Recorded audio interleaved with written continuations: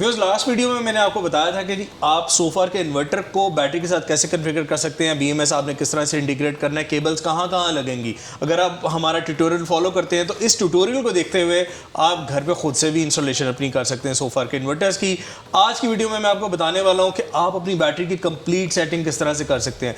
Grid charging, grid discharging, battery के जो है वो लोअर लेवल्स किस तरह से आपने मैनेज करने हैं और बैटरी को ड्रेनेज वैल्यू आपने क्या रखनी है, बैटरी किस किस तरह से एम्बिएंट टेम्परेचर पे काम कर सकती है। गुलाम फरीद मेरे साथ हैं, प्रोफेशनल हैं, सोफार के टेक्निकल मैनेजर हैं और आज यही हमें बताएंगे। Over to you Ghulam Farid. बहुत शुक्रिया सलमान भाई। हमारे पास इस तरह के, हमने लास्ट वीडियो में आपको बताया कि बैटरी का VMS किस तरह से कम्युनिकेट होगा।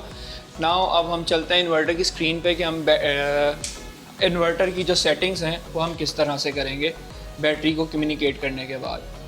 तो सबसे पहले हम चले जाएंगे हमारे पास सिस्टम सेटिंग्स हैं। सिस्टम सेटिंग्स में हम एंटर करेंगे। यहाँ हमारे पास डिवाइस पोर्ट मैनेजमेंट है और हमने as per the last video हमने इसको SF5 किलोवाट L1 पर हमने इसको सेट कर दिया था। यहाँ पर हमारी जो बैटरी है वो हमारे इन्वर्टर के साथ कंपैटिबल हो चुकी है। उसके बाद हम जाएंगे 5th नंबर पे वर्क मोड पे। वर्क मोड में हम इसको, जो हमारा इन्वर्टर का मोड है वो हम सेट करेंगे self use mode. Self use mode पे अब यहाँ पर जो कस्टमर की डिमांड होती है कि वो बैटरी को किस तरह से यूटिलाइज़ करना चाहता है, कि वो फौरी सोलर के बाद जो बैटरी है उसको यूटिलाइज़ करना चाह रहा है कि नहीं करना चाह रहा। तो it's up to the customer कि आप उसको किस तरह से यूज़ करना चाहते हैं। बट यहाँ पर वो आपसे ये पूछेगा कि हमने बैटरी जो फर्स्ट है वो आपने इनेबल करनी है कि डिसेबल करनी है। अगर आप इनेबल कर देंगे तो वो आपसे पूछेगा कि कितने % SOC तक आप बैटरी को यूटिलाइज़ करना चाहते हैं, कट ऑफ SOC, तो आप वो सेट करते हैं।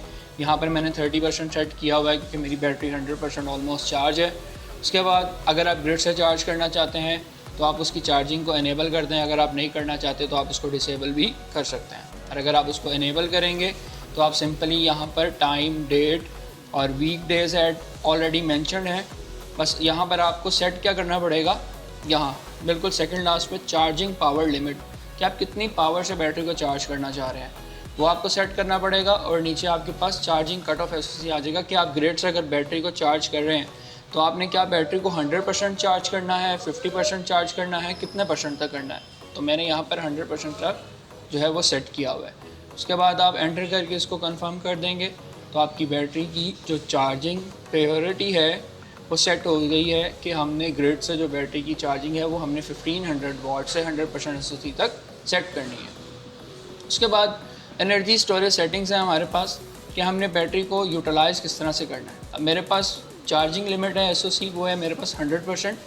मैं चाहता हूँ कि ऑन ग्रिड में, जब मेरा इन्वर्टर ऑन ग्रिड मोड में हो तो मैं अपनी बैटरी को 80% SOC तक डिस्चार्ज, जो उसका SOC है 80% तक मैं उसको ऑन ग्रिड मोड में यूटिलाइज़ कर सकूं।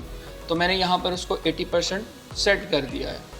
उसके बाद सपोज़ मेरा ग्रिड चला गया है, अब मेरा इन्वर्टर ऑफ ग्रिड मोड पे आ गया है, तो मैं ऑफ ग्रिड मोड में बैटरी को कितने % तक डिस्चार्ज करना चाहता हूँ।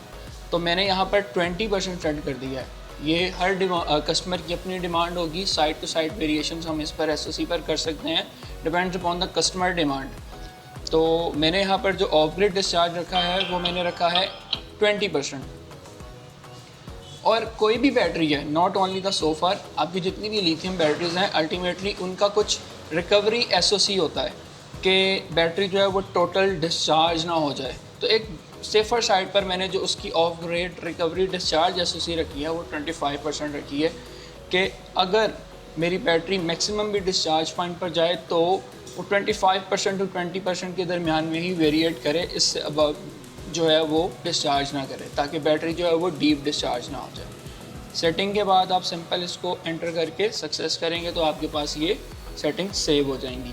तो मेजरली हमारे पास ये 2 किस्म की सेटिंग्स आती हैं बैटरी की, कि आपने बैटरी को किस तरह से सोफार के इन्वर्टर के साथ जब आपने इंस्टॉल करना है, कम्युनिकेशन इनेबल करने के बाद आपने उसको किस तरह से उसकी सेटिंग्स को यूटिलाइज़ करना है।